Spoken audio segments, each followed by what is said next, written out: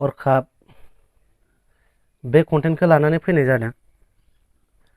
दा मानि थाखाय बेफोरबायदि जानाय आं बिनि सोमोन्दै एसे रायलायगोन आरो दिनै आं एबसु आरो बनसु मोननैबो पार्टिखौ एसे बुंनो गोसो जादों। बिनि गेजेराव माबा मोनसे गोरोन्थि जायोबा निमाहा मोनगोनखौ आं आसा खालामो। जोंनि बर'नि डिमान्ड खालामनाया नों जिखुनु डिमान्ड खालामाथों मानो गस्ला गांसे सरखारनिफ्राय फ्रि मोननांगौ होननानै डिमान्ड खालामनायाबो ओरैनो नङा। माने जों खौसे नङाब्ला आं सिगांनि भिडिअफ्रावबो खौसेनि खोथाखौ बुंबाय थाखादों, सेकेन्ड आरो थार्डआवबो, आरो बे ब्रैथि जागोन आंनि। खौसे गैयाबा जों जेबो खालामनो हानाय नङा। आं बुंखादों माने बे टाइमावबो जों खौसे जाथारनांगोन, मास्ट बि। जों जिखौनो डिमान्ड खालामो मानो एसटिआनो एसटिलेण्डआनो जा, बड'लेण्डआनो जा, बड'लेण्डआनो जा, गुबुन हारिया गुबुनानो बियाथों मानो, उदियासुलानो बियाथों मानो, सोरबा इन्डिभिजुवेल पार्टिया हारसिङै पलिटिकेलनि खौसेथि हेफाजाब गैयाबा जों हाखानाय नङा होननानै आं बुंबोदोंमोन। दा फ्राय नुनो मोनबाय बेनो जाबाय। सोरबा एबसुखौ बुंदों बनसुआ जे एबसुआसो बिदि खालामदों, बिटिआर सरखार इउपिपिएलआसो बेफोरबायदि खालामदों, बेयाव बेबायदि दाङाबाजि जादों। बे नङा। एक्सुवेलि मेन दुखुनांथाव भुला बनसुनावबो दङ। खुनु प्रिपेयार जायालासिनो बनसु दानाय लोगो लोगो जे बिटिआरखौ गाज्रि मोननानै बड'लेण्ड जे डिमान्ड खालामनो थांनांगौ बे खोथा नङामोन। जोंनि डिमान्डआव, जोंनि मोननाय बिटिआरआव जों जुदि सेटिसफाइ नङाबा, आरो नंखाय आं मानिखायो, आंथ' मानिया मालाबाबो बड'लेण्डनि थाखाय बर'फोरनि थाखाय डिमान्डखौ खालामनांगोन। जों माने खौसे थांनांगौमोन, जों सावरायग्रोनांगौमोन। बड'लेण्ड डिमान्डनि थाखाय जोङो दिनै आरो गाबोननि गेजेराव सावरायनायजों लोगो लोगो जों थांनांगौ बे नङामोन। जों गासैबो हारिमायारि संगठनफोरखौ खौसे लानानैसो जों पलिटिकेलखौ मास्ट बि जोंनि उनाव लाफानानै जों थांनांगौमोन बड'लेण्ड डिमान्डनि थाखाय। पलिटिकेला बबेबा पार्टिजों खौसे गैयाबा जों जेबो मावनो हानाय नङा, आं बेखौ डाइरेक्ट बुंखायो। सोरबा बनसुनि लिडारानो होन आरो सोरबा एबसुआनो बुं, जेबो हाया। आरो बबेबा मोनसे एकर्डआ मोनसे आफाद गैयाबाबो जाया, बेबो डाइरेक्टखा। दिनै मा नुनो मोनखो? बर'नि गेजेरावसो नांलाय खमलाय दाङा बाजि जाबाय। मानो जाखो बियो? जोंनि खौसे गैयैयावसो ना। जों बुंनो थाङोबा रायजोआ जों खौसेखा। सोरबा बनसु लिङोबाबो जों बड'लेण्डखौ बिनो थाङो, सोरबा एबसु लिङोबाबो जों बड'लेण्डखौ बिनो थाङो। नाथाय नोंसोर लिडारफ्रासो, जों लाबोनाय बिटिसिआनो बिराद मोजां, जों लाबोनाय इउपिपिएलआ माबायानो बिटिआरआनो बिराद मोजां, आं लाबोनाय बिएसइउआनो बिराद मोजां, बेबायदि सानो आरो। दा बिनि गोरोन्थिया जोंनि लिडारफोरा गावनि लाबोनायखौनो साबसिन सानो। दा बाथ्राया बे नङामोन, बनसुनि सायावसो बुंगौमोन आरो। एक्सुवेलि आं दुखु मोनदों बनसुखौ। मानो होननानैबो बुङोब्ला दिनै एबसुखौ स्ल'गान होनानै बुंनायनि ओंथियानो जाहैबाय नोंसोरखौ रायजोफ्रा नुनो मोनगोन जे पलिटिकेलनि लाबालाबनि थाखाय गोब्राबनायसो मोनसे पार्टि होननानै बुंगोन। ओरैनोबाबो बुंगासिनोखा। बनसुनि दैदेनगिरिया सिगांनि टाइमाव हाग्रामानि उन सिगां थाबायफाग्रा सासे सोद्रोमामोन होननानै बुंजाखानायखा।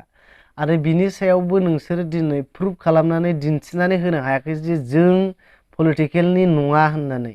आरो नोंसिनि सानसुमा खुंगुर बैसोमुसारि सारा मोनसे गोरोन्थि मावदों। दाख्लैनि दिनाव बुंदोंमोन सेप्तेम्बर दाननि गेजेरावहाय मोनसे ग्रेन्ड मोनसे सावरायनाय लानानै, गासैबो आफादफोरखौ सावरायनाय लानानैसो जों मोनसे बड'लेण्ड मुभमेन्टनि थाखाय जोङो रौनिया होफिननो नागिरदों। अब्ला लोगोसे सारखौ नुफाबाय, थांनायखौनो नुफाबाय। अब्ला जों बेयावबो साननो हायो, इसेबां लुगिसुला जाबाय नामा बर'फ्रा? बड'लेण्डआथ' जों दिनै नांगौ होनबा दिनै मोननाय नङाना। जों मोनसे स्टाडि खालामनांगोन, सावरायनांगोन बर'नि गेजेरावनो बर'जों बर'। बोसोरसे नङा, बोसोरनै बोसोरथामबो सावरायनो गोनां जानानै फैगोन जोङो।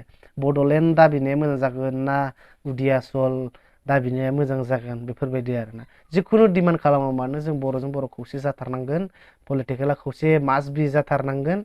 जों सोरबा बनसुआ एक्सट्रा सोरबा एबसुआ एक्सट्रा बिदि डिमान्ड खालामबा जानाय नङा।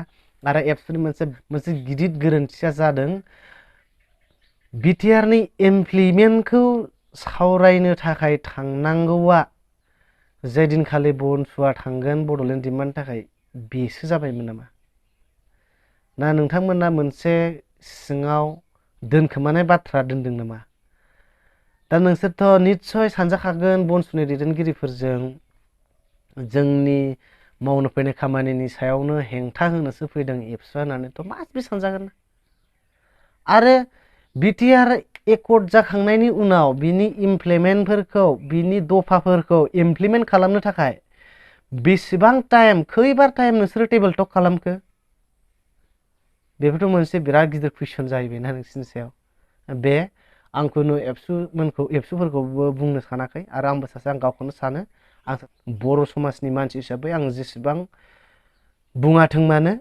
आंनि बुंनाया गोरोन्थि जायोबा आंनावनो नांखागोन बेखौ आं सानो आरो आंनि हास्थायनाय लुगैनाया बेसो जे जों खौसे गैयाबा जोनोम जोनोम बड'लेण्डबो मोना जोङो बड'लेण्डखौ मा बे हायानो जोंनिखा मा 50% जों 70%बो बिनो हायो बे टटेलि रं जों बियाथों जेखौनो बियाथों खिन्थु जोंनि बिनायावबो मोनसे भारत सरकारजों नाजावजाथावना मोनसे बाथ्रा हाबनांगोन आरो गासै आंनि भिउवार्स आरो साबसक्राइबार आरो बर' हारिनि गासै लाइमोनानो जा गिदिरफ्रानो जायाथों मानो मेच्युर जा नन मेच्युरफोर जा गासैबो भिडिअ नायग्रा बर' हारिखौ अनसायगिरि गासैबो रायजो राजाखौ मोनसे आं आपिल खालामहरनो गोसो जायो जोंहा दिनै फ्रान्सिस बरगयारि फंबायानो जागोन उन्दैसो गथ'आ जोंथ' बहुत गिदिर जाबाय नालाय बिथांखौ एकर्डिं खालामनानै आं फंसे बाथ्राखौ बुंनो नागिरदों आं दिनै सोरबा पलिटिकेल पार्टिखौ फंनैसो बुंदोंब्लाबो आरो आं सोरबा एबसुखौ बनसुखौ एनडिएफबिखौ फंनैसो बुंदोंब्लाबो आं माने गोसो सोलायनायनि खोथाखौसो आं बुंदों नोंथांमोनहा बेखौनो बिराद माने गोसोआवहाय लानानै पार्सनेल लानानै सोरखौबा गाज्रि रावजों दम हरनाङा बुंनो नाङा मानो होननानै बुङोब्ला माखासे बाथ्राया मानसिया थैयो खुगायाव मैया थैयो आगानाव होननाय बायदि जाहैयो आरो बेनिखायनो आं नोंसोरखौ आपिल खालामो भिडिअफोरखौ नायोब्लाबो कमेन्टफोरखौ एसे मोजां खालाम इउटुबारफोरखौ रायनो हागोन खिन्थु नोंथांमोना माने सोरबा गिदिर गोलावखौ माने सनमान होआलासिनो गाज्रि रावजों सोंखारिनाङा बायदिसिना बुंनाङै बाथ्राफोरखौ बुंनो नाङा मानो होनना बुङोबा गोबां गिदिर गिदिर इस्यु जानानै फैयो दा दिनै फंबाय फ्रान्सिस बरगयारि फंबायाबो दिनै गावनि नंखाय मोनसे ओरैनो थुनानै हरबानो जानाय 1 केबिनि खरसानि मोनसे मेसेजावनो दिनै जेल जानांदों हमजादों होननाय बाथ्राखौ खोनादों आरो बे बिराद दुखुनांथाव बाथ्रा जाहाथे नोंथांमोना बेबायदि जाया आं बेखौ माने खावलायहरनाय थाबाय मानो होननानै बुङोब्ला दिनै जोंनि पलिटिकेल पार्टि अर्थात इउपिपिएल आरो बिपिएफ